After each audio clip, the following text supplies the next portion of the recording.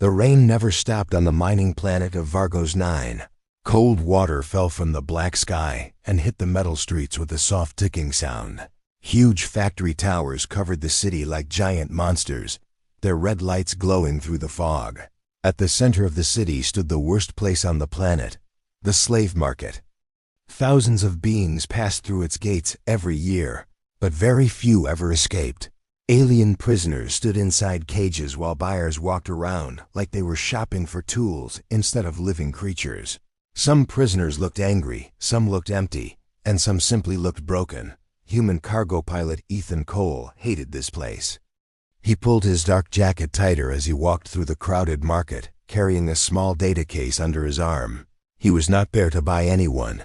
He only came to deliver medical supplies to the station manager, collect his payment, and leave as fast as possible.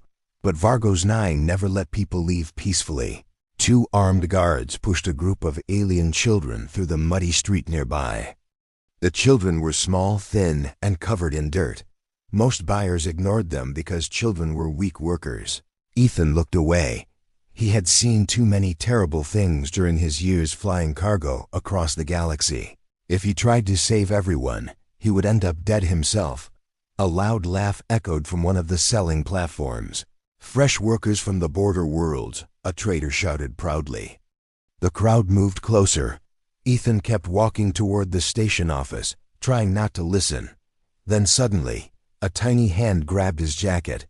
Ethan stopped immediately. He turned around slowly. Behind him stood a small alien girl with silver skin and large glowing blue eyes. She could not have been older than 10. Her face was dirty, and one side of her lip was bleeding. But the thing that shocked Ethan most was not her injuries. It was the fear in her eyes, not fear for herself, fear for someone else. The girl was kneeling beside a smaller boy lying weakly inside a cage behind her. The boy looked sick, barely awake, his breathing slow and painful. The girl held Ethan's jacket tighter as her small hands trembled. Then she whispered softly, "Please don't sell my brother, human." Ethan froze for a moment. The noisy market around him disappeared. Alien children were taught to fear humans. Most of them believed humans were cruel soldiers and merciless hunters. So why was this child begging him for help? A trader noticed the scene and walked over laughing. "Careful, pilot," the trader said. "That little creature bites." The nearby buyers laughed with him. Ethan looked back at the girl. Her eyes were filled with desperation. The kind of desperation people only showed when they had lost everything. "What's wrong with the boy?" Ethan asked quietly. The trader shrugged carelessly. "Fever probably, maybe worse, doesn't matter." He kicked the side of the cage with his boot. "If the little one dies tonight, we throw him out tomorrow." The girl quickly covered her brother protectively. "Please," she begged again. Ethan felt anger rise in his chest, but he controlled it. Getting emotional on Vargos 9 was dangerous. He reached into his pocket and threw a small credit chip toward the trader. "Buy medicine for the boy," Ethan said coldly. The trader caught the chip and smirked. "You humans always pretend to care," he laughed. Ethan ignored him and turned away. He told himself to keep walking. This was not his problem. He needed to leave before trouble started, but as he moved through the market, the girl's voice stayed inside his head. "Please don't sell my brother." Hours later, Ethan finally returned to his cargo ship at the spaceport. The ship was old, scratched, and constantly breaking down, but it was the only home he had left. He entered through the loading ramp and placed the payment case near the cockpit. Outside, thunder shook the station walls. Ethan sighed tiredly and started preparing for takeoff. Then suddenly, clang! A small metallic sound echoed from deep inside the cargo area. Ethan instantly grabbed the plasma pistol from his belt. "Who's there?" he shouted. No answer came back. The cargo room lights flickered weakly as Ethan moved forward carefully. Another sound came from behind a storage crate. Ethan raised his weapon and stepped closer. Then he stopped in shock. The silver-skinned alien girl slowly stood up from the shadows, soaking wet from the rain. And beside her, wrapped inside a torn blanket, was her unconscious little brother. The girl looked terrified, exhausted, and completely hopeless, but still. She stood between Ethan and the boy protectively, as if she was ready to fight the entire galaxy for him. Then, with tears in her glowing eyes, she whispered one final time, "Please, don't make us go back." The inside of Ethan Cole's cargo ship was cold, dark, and filled with the smell of oil and old metal. Rainwater dripped from the alien girl's silver hair onto the floor as she stood near the cargo crates. Holding her little brother tightly, Ethan slowly lowered his plasma pistol, but he did not put it away completely. The girl watched every movement carefully like a frightened animal waiting for danger. Her glowing blue eyes never left Ethan's face. For several long seconds, nobody spoke.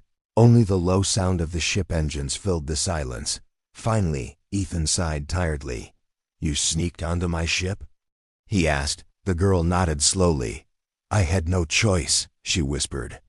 Ethan looked toward the unconscious boy wrapped in the blanket.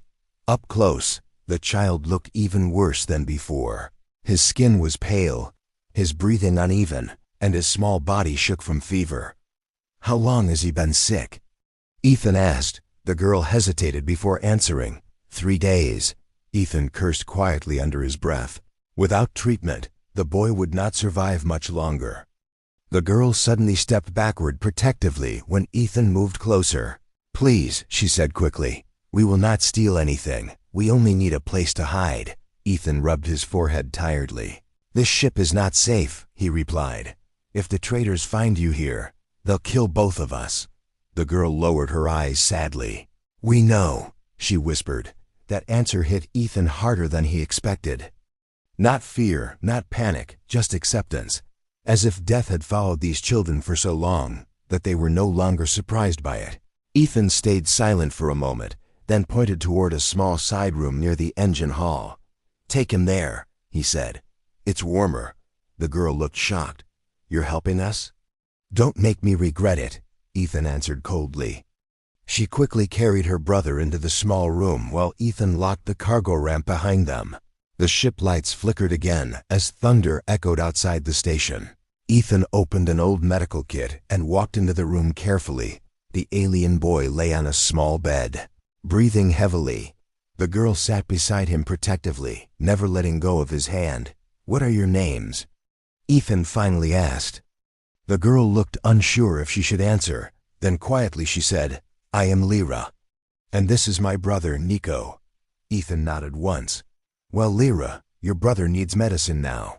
He scanned Nico's body with a small medical device. A warning light immediately flashed red. "Severe infection detected," the machine said mechanically. Lyra's face turned pale with fear. "Can you save him?"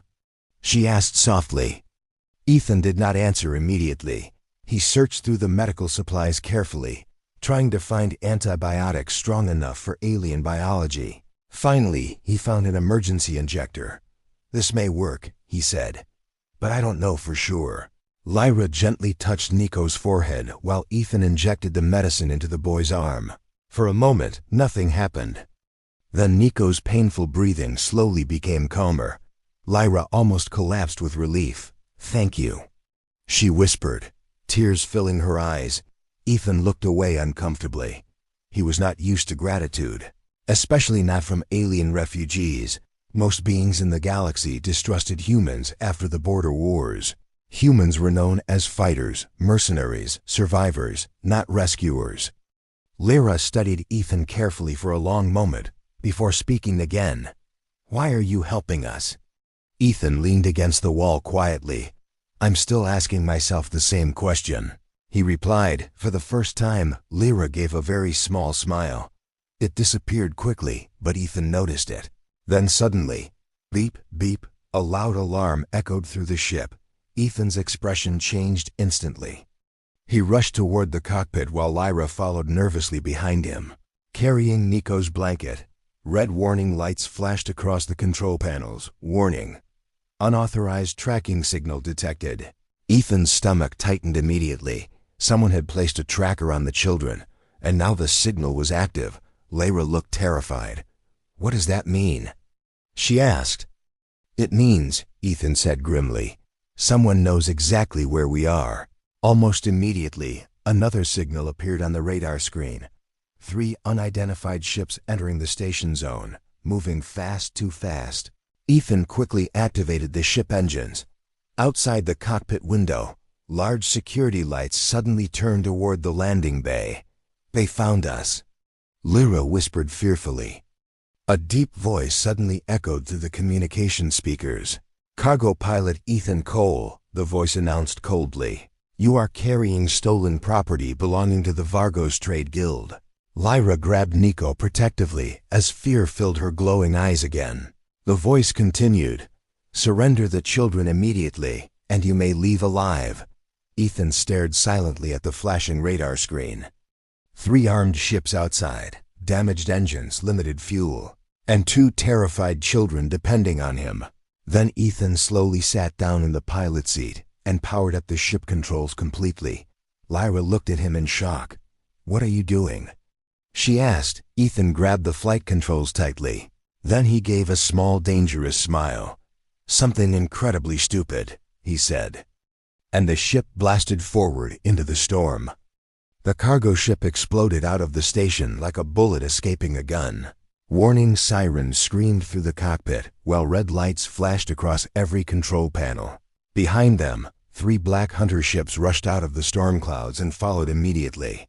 Their engines burned bright blue against the darkness of space. Lyra nearly lost her balance as Ethan pushed the ship harder. Old metal walls shook violently around them. "This ship is falling apart," Ethan muttered while pulling the controls sharply to the left. A blast of plasma fire flew past the cockpit window only meters away. Lyra gasped and held Nico tightly against her chest. "Are they trying to kill us?" she asked fearfully. Ethan laughed once without humor. "No," he replied. "They're trying to kill me. You two are expensive." Another explosion shook the ship hard. Small sparks burst from the ceiling above them. The hunter ships were gaining fast. Ethan opened a hidden panel beside his seat and pressed several buttons quickly. The ship computer spoke immediately. "Hyperdrive charging." 32%. Lyra looked confused. "What is hyperdrive?" "It's our only chance," Ethan answered, outside the cockpit window. Endless stars stretched across the darkness. Then suddenly, warning, missile lock detected. Ethan's eyes widened. "Oh, that's bad," he said quietly. A loud alarm filled the cockpit. Lyra turned just in time to see 2 glowing missiles racing toward them from the enemy ships. Fear covered her face instantly. Ethan slammed his hand onto the controls. The cargo ship spun violently sideways between floating asteroid rocks nearby. 1 missile crashed into a giant asteroid and exploded into fire. But the second missile kept coming. Closer, closer. Then Ethan suddenly cut the engines completely. The ship dropped silently downward behind a massive asteroid. The missile lost its target lock and shot past them into empty space before exploding far away. For a second, everything became silent. Only heavy breathing remained inside the cockpit. Lyra stared at Ethan in shock. "You did that on purpose?" Ethan smirked slightly. "I like being alive," he answered. The hyperdrive computer beeped again. "Hyperdrive ready." Ethan instantly pushed the main lever forward. Stars outside the ship stretched into long lines of light. Then space itself twisted around them. The ship vanished into hyperspace. Everything finally became quiet. Lyra slowly sat down while still holding her little brother protectively. Her hands were shaking badly. Ethan noticed but said nothing. He stood from the pilot's seat and walked toward the engine hallway. "This jump bought us some time," he said. "But not much." Lyra followed carefully behind him. "Will they keep chasing us?" she asked. Ethan stopped walking for a moment. "If those hunters work for who I think they do." He looked back at her seriously. "Then yes." Inside the small sleeping room, Nico suddenly began moving weakly under the blanket. Lyra rushed to his side immediately. "Nico?" she whispered softly. The boy slowly opened his glowing silver eyes. For a second he looked confused. Then he saw Ethan standing nearby. Fear instantly filled his face. Nico grabbed a small sharp piece of metal hidden beside the bed and pointed it toward Ethan with trembling hands. "Stay back." The boy shouted weakly. Lyra quickly tried to calm him. "It's okay, he helped us." But Nico did not listen. "You said humans are killers," he whispered fearfully. Ethan stayed completely still. The sharp metal blade shook in the boy's tiny hand. Most humans would have taken the weapon away immediately, but Ethan simply sighed tiredly. "If I wanted to hurt you," he said calmly, "I wouldn't have used medicine first." Nico looked confused by that answer. Slowly, his weak arm lowered slightly. Lyra watched Ethan carefully again. Every moment around this human made less sense to her. Humans were supposed to be cruel, dangerous, heartless. At least that was what everyone in the camps always said. But Ethan had risked his life for strangers he did not even know. And now he was speaking gently to a frightened child holding a weapon. Something about him felt different. Suddenly the ship computer interrupted the silence. "Incoming transmission." Ethan's face darkened immediately. "I didn't give anyone our signal," he muttered. The communication screen turned on by itself. A massive alien male appeared on the screen, wearing black armor covered in battle scars. One glowing mechanical eye stared directly at Ethan. Lyra's face instantly turned pale with terror.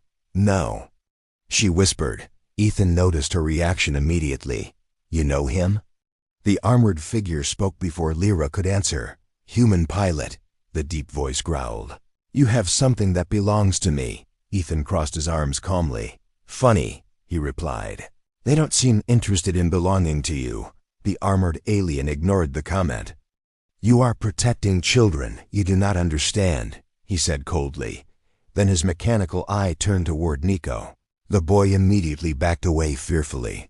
Ethan stepped slightly in front of the children, without even realizing it. The armored figure continued. "That boy carries something extremely valuable." Ethan narrowed his eyes. "What are you talking about?" For the first time, the warlord smiled. A cold, dangerous smile. "The child is not ordinary," he said quietly. "He is worth more than entire planets." Silence filled the room. Lyra grabbed Nico tightly as fear returned to her face. Ethan slowly looked back at the children. Now everything made sense. The slave hunters, the trackers, the endless pursuit. These children were never simply runaways. They were being hunted for a reason. Then the warlord spoke one final sentence before the screen went black. "Return the boy willingly, human, or your ship will become your grave." The ship drifted silently through deep space, while the last words of the armored warlord echoed inside everyone's mind. "Your ship will become your grave." For several seconds, nobody moved. The engine hummed softly while distant stars glowed outside the windows like cold white fire. Lyra sat beside her little brother protectively, her arms wrapped tightly around him. Nico looked terrified. Ethan stood near the cockpit controls quietly, staring into the darkness ahead. He had carried dangerous cargo before, illegal weapons, stolen technology, even wanted criminals, but never children hunted across the galaxy, and definitely not children worth more than planets. Finally, Ethan broke the silence. "You both need to tell me the truth," he said calmly. Lyra lowered her eyes immediately. "We already told you." "No," Ethan interrupted softly. "You told me enough to survive one night, not enough to survive this." Nico held his sister's arm nervously. The little boy looked exhausted, but fear kept him awake. Lyra hesitated for a long moment before speaking quietly. "There were scientists," she whispered. Ethan listened carefully. "They came to our home world years ago," Lyra continued. "They searched for children born with special abilities." Ethan crossed his arms. "What kind of abilities?"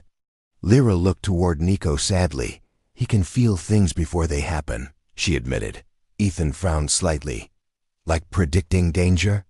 Lyra nodded slowly, and sometimes her voice became weaker. Machines stopped working around him. Ethan looked toward the cockpit lights automatically. Suddenly, many strange moments from the last 2 days started making sense. The tracker malfunctioning, the missile losing lock, even the medical scanner glitching earlier. Nico lowered his head guiltily. "I didn't mean to break things." The boy whispered softly. Ethan stared at him silently for a moment, then he sighed. "Kid, trust me," he said. "Broken machines are the least of our problems." For the first time, Nico gave a tiny nervous smile. But the peaceful moment did not last long. Warning, long-range transmission detected. Ethan turned back toward the cockpit screen immediately. An encrypted message appeared across the monitor. Unknown buyer offering payment. Then a number appeared underneath, 50 million credits. Lyra's face lost all color. Nico looked confused, but Ethan understood immediately. Someone wanted to buy the children, and they were offering enough money to change his entire life forever. Ethan's old ship needed repairs.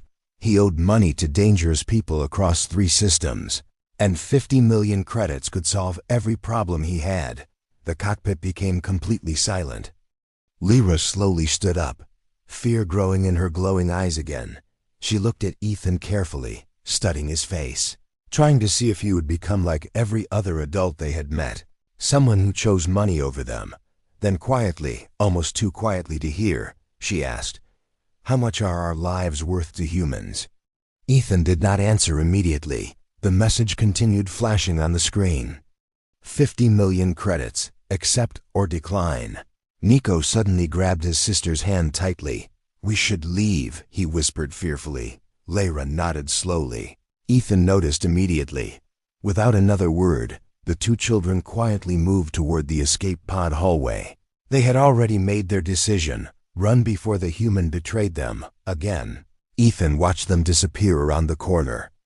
Then he looked back at the glowing payment offer, 50 million credits. Enough money to buy freedom forever. Enough money to disappear. Enough money to never struggle again. For a moment, Ethan simply stared at the screen silently. Then, he pressed decline. Immediately after, he grabbed the communication device connected to the offer and smashed it hard against the control panel. The device exploded into sparks and smoke.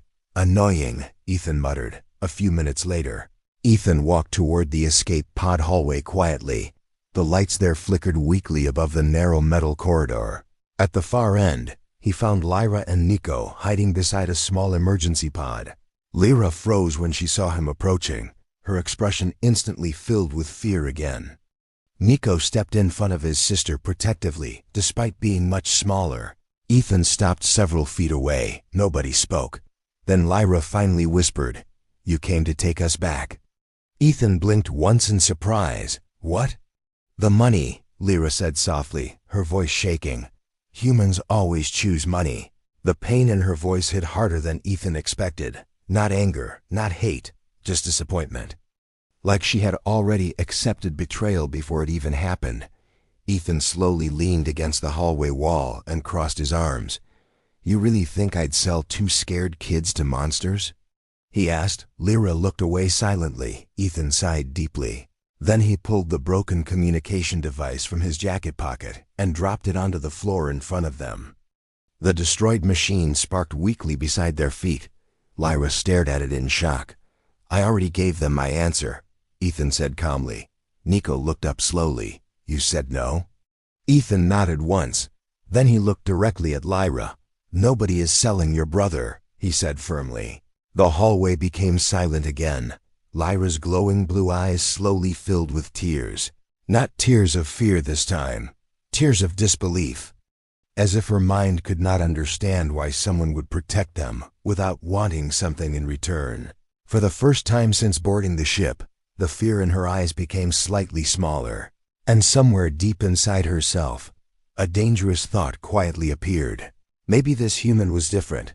But before anyone could speak again, warning alert, warning alert. 3 unknown ships entering nearby space. Ethan's expression instantly darkened. The hunters had found them again. The warning alarms echoed through the ship like angry metal screams. Red lights flashed across the walls while Ethan rushed back toward the cockpit. Behind him, Lyra held Nico's hand tightly as fear returned to both children's faces. The radar screen showed 3 large ships appearing from hyperspace directly behind them. And these ships were different from the slave hunters before. Bigger, faster. Military. Ethan's jaw tightened immediately. "That's not good," he muttered. Lyra stared at the screen nervously. "Who are they?" she asked. Ethan zoomed in on the symbols painted across the enemy ships. Then his expression became even darker. "Private security fleet," he said quietly. Which means someone very rich wants you badly. Nico grabbed Ethan's jacket nervously. Will they hurt us? The boy whispered. Ethan looked down at him for a moment. Then he forced a calm smile onto his tired face. Not if I can help it, he replied. The enemy ships suddenly accelerated forward. Their weapons began charging immediately. Ethan quickly pulled the controls, sending the cargo ship diving toward a nearby asteroid field. Massive floating rocks filled the darkness ahead like giant mountains drifting through space. The old cargo ship shook violently as it entered the dangerous field. Warning alarms screamed everywhere. Hull damage risk critical, the computer warned. Yeah, I noticed, Ethan snapped back. One enemy ship fired bright plasma shots through the asteroid field. Explosions lit the darkness behind them.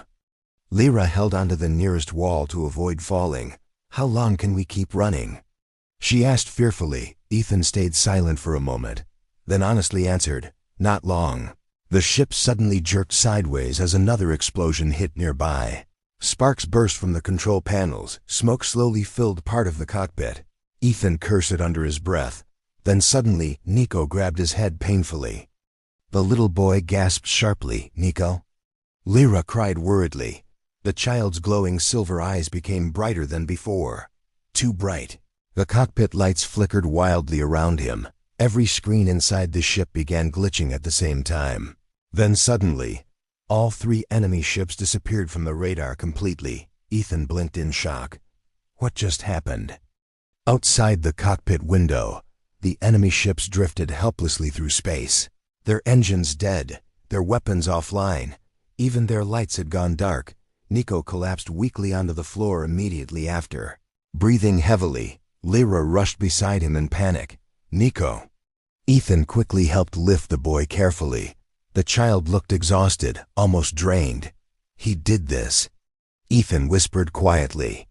Lyra looked frightened now, not only of the hunters, but of her brother's powers too.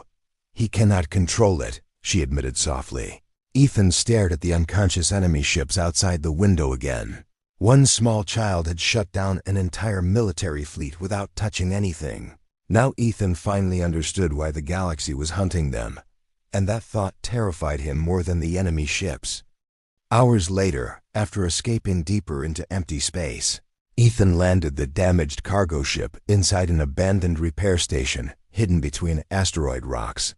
The station was old, rusty, and barely powered, but it belonged to someone Ethan trusted, or at least trusted more than most people. As the ship doors opened, an older human man with gray hair and mechanical arms walked forward slowly.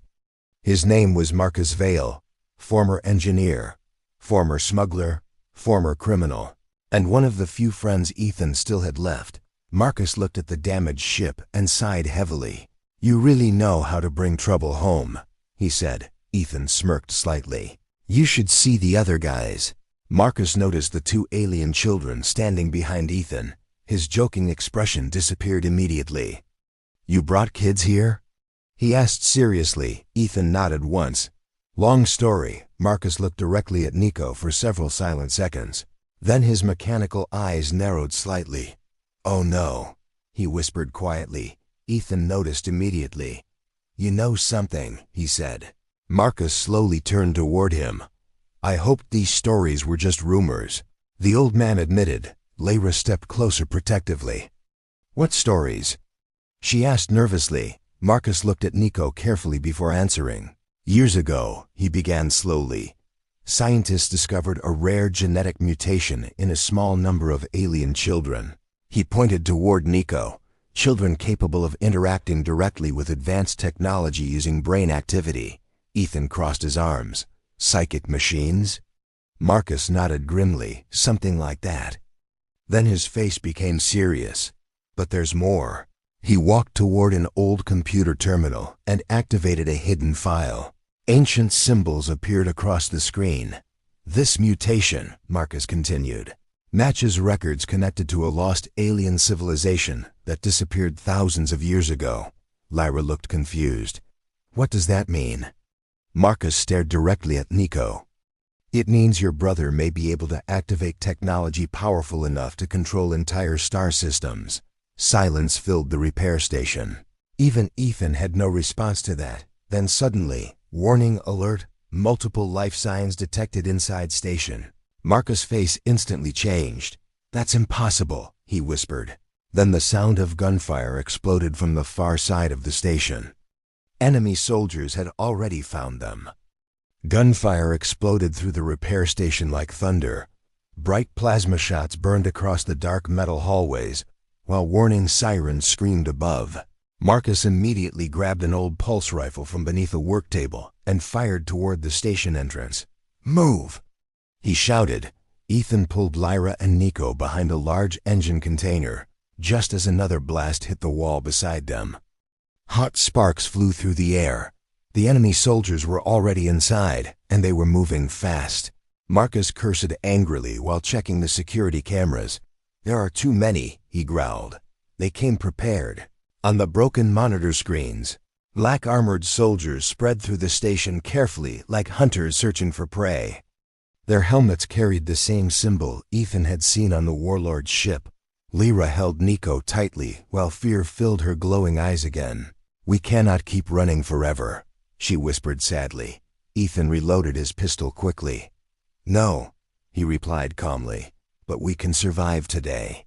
Another explosion shook the station violently. One hallway door burst open as enemy troops stormed forward firing plasma rifles. Marcus returned fire immediately.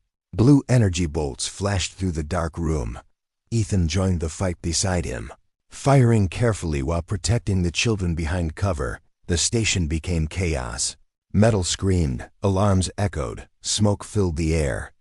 Nico covered his ears fearfully as the battle grew louder around him. Then suddenly, the station lights flickered again. Ethan noticed immediately. Nico's silver eyes were glowing brighter. Too bright. Machines around the room began turning on and off rapidly. Broken screens flashed with strange alien symbols. Even Marcus noticed. "Oh no," the old engineer whispered nervously. Several enemy soldiers pushed closer through the smoke. One of them spotted the children and shouted, "Target found!" The soldiers raised their weapons toward Lyra and Nico. But before they could fire, every light inside the station exploded at once. Darkness swallowed the entire room. Then something impossible happened. All enemy weapons suddenly shut down completely. The soldiers stared at their rifles in confusion. The machines sparked, shook violently, then died in their hands. Even the station doors slammed closed automatically around them, trapping some soldiers in separate hallways. Nico slowly stood up in the darkness, trembling weakly. Silver energy moved softly through the air around his small body. Ethan stared in shock. The child looked terrified, not powerful, like someone drowning inside a storm they could not control. Then every screen inside the station suddenly turned on together. Ancient alien symbols covered the monitors, glowing bright white in the darkness. Marcus' face lost all color. "That language," he whispered. Lyra looked frightened. "What is happening to him?" Marcus answered quietly, almost afraid to say the words out loud. "The old technology is reacting to him." Nico suddenly screamed in pain and collapsed onto the floor. Instantly, all the machines shut down again. The station became silent except for distant gunfire somewhere far away. Lyra rushed beside her brother immediately, tears filling her eyes. "Nico!" The boy's breathing became weak again. Small lines of glowing light slowly moved beneath his skin like burning energy trapped inside him. Marcus knelt beside him quickly and scanned his condition with a medical tool. His expression darkened immediately. "He's overloading," he said grimly. Ethan frowned. "What does that mean?" Marcus looked up seriously. "It means his body cannot handle this power much longer." Lyra looked horrified. "Can you help him?" she asked desperately. Marcus hesitated, then slowly nodded once. "Maybe," he admitted. "But only one place in this sector has the equipment needed." Ethan already hated the sound of that answer. "Where?" he asked. Marcus looked toward the stars outside the damaged station window. "An abandoned human colony called Haven 12, he replied quietly. Ethan's eyes widened slightly. "Haven 12 was destroyed years ago," Marcus nodded. "Officially," he said. "But deep underground, there's an old research facility still active. Lyra looked hopeful for the first time in hours. Then we go there, she said immediately. Marcus stayed silent for a moment, before answering carefully. There's one problem, Ethan sighed heavily. There's always one problem. Marcus activated a star map on the nearby screen. The image zoomed toward a dark area of space, surrounded by warning symbols. The colony sits inside restricted territory, controlled by the warlord hunting you. Marcus explained. Silence filled the room again. To save Nico, they would have to fly directly into enemy space, and the warlord would be waiting. Suddenly, distant explosions echoed from deeper inside the station again. Marcus looked toward the hallway sharply. They're breaking through the lower levels, he warned. Ethan grabbed his pistol immediately. Then we leave now, he said firmly. Minutes later, the damaged cargo ship escaped the repair station while enemy soldiers flooded through the burning hallways behind them. The station exploded moments later, disappearing into fire and debris. Inside the cockpit, Lyra sat beside Nico quietly while Ethan guided the ship toward the dangerous outer systems. For a long time, nobody spoke. Then softly, almost like she was afraid of the words themselves, Lyra finally whispered, "I thought humans had no hearts." Ethan kept his eyes on the stars ahead. "Yeah," he replied quietly. "Humans say the same thing about aliens." For the first time since they met, Lyra smiled without fear. But the peaceful moment lasted only seconds, because far away in the darkness ahead, dozens of enemy ships slowly appeared around Haven 12, waiting for them. The stars around Haven 12 looked cold and lifeless. Broken pieces of old space stations floated silently through the darkness like forgotten ghosts. Far ahead, dozens of enemy warships surrounded the abandoned human colony in a deadly circle. Their weapons glowed faintly in the dark, waiting inside Ethan's damaged cargo ship. Nobody spoke. The atmosphere felt heavy, like the galaxy itself was holding its breath before the final battle. Nico lay weakly on a small medical bed near the cockpit. The glowing lines beneath his skin had spread farther now. His breathing was slow and painful. Lyra sat beside him holding his hand tightly, refusing to let go even for a second. Ethan watched them quietly from the pilot's seat. Then the ship computer suddenly spoke. "Warning, multiple enemy target locks detected." Immediately after, the communication screen activated by itself. The armored warlord appeared once again. His mechanical eye glowed red in the darkness. "You are out of places to run, human," he said coldly. Ethan leaned back calmly in his chair. "You talk too much," he replied. The warlord ignored the insult. "Return the boy," he ordered, "and the girl will live." Lyra immediately held Nico closer protectively. Fear filled her eyes again, but before she could speak, Ethan answered first. "No." The warlord's expression darkened. "You would risk war for alien children?" he asked. Ethan looked toward Lyra and Nico for a brief moment before replying quietly. "They stopped being cargo a long time ago." For the first time, even the warlord looked surprised by that answer. Then his face became cold again.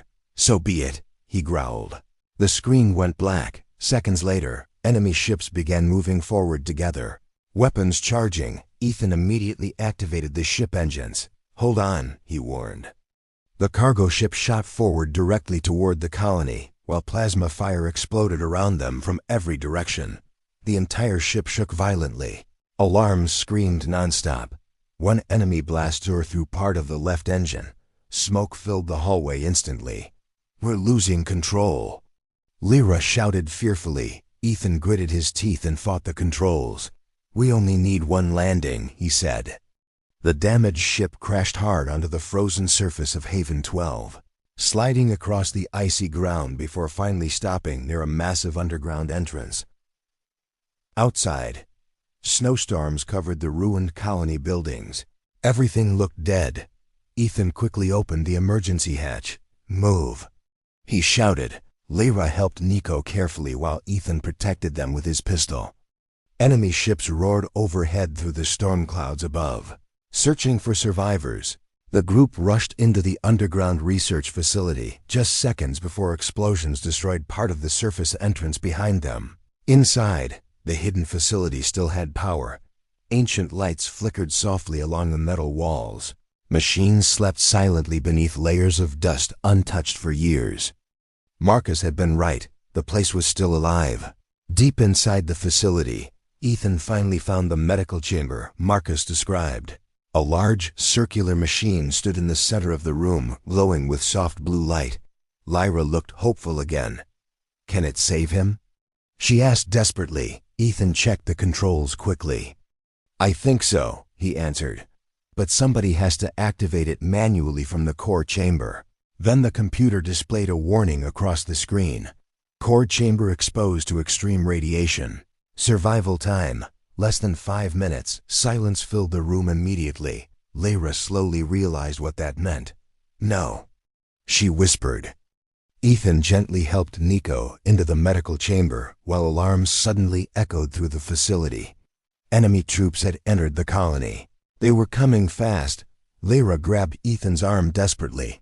"There must be another way," she said, tears filling her eyes. Ethan looked at her quietly for a moment. Then he smiled softly. "The galaxy needs your brother more than it needs me," he replied. Before Lyra could stop him, Ethan locked the chamber doors and ran toward the reactor corridor alone. Gunfire echoed through the facility behind him as enemy soldiers closed in from every direction. Ethan fought through the freezing hallways with everything he had left. Every step became harder, every breath heavier, but he kept moving, because 2 frightened children were depending on him. Finally, Ethan reached the reactor core. Bright blue radiation flooded the chamber like deadly sunlight. Warning sirens screamed around him. His hands shook as he activated the final sequence manually. Then far away inside the medical room, the machine surrounding Nico suddenly came alive. Energy flowed through the chamber beautifully. The glowing lines beneath Nico's skin slowly disappeared. His breathing became normal again. Lyra cried with relief as she held her brother's hand tightly. "He's okay," she whispered tearfully. But Ethan never returned. Minutes later, after enemy forces finally retreated from the colony, Lyra slowly walked into the reactor chamber. Snow drifted softly through the broken ceiling above. Ethan lay unconscious near the controls, completely still. Lyra dropped beside him immediately, tears running down her face. "No, please," she whispered shakily. Then suddenly, Ethan coughed weakly. Lyra froze in shock. The human slowly opened one eye and smiled painfully. "Told you," he whispered weakly. "I like staying alive." Years later, stories about Ethan Cole spread across the galaxy. Humans and aliens both remembered the cargo pilot who protected 2 forgotten children when nobody else would. And whenever people asked Lyra why she trusted humans now, she always gave the same answer: because one human taught us that strength means nothing without kindness. And across the stars, Ethan became known by a new name: the human who saved the forgotten children.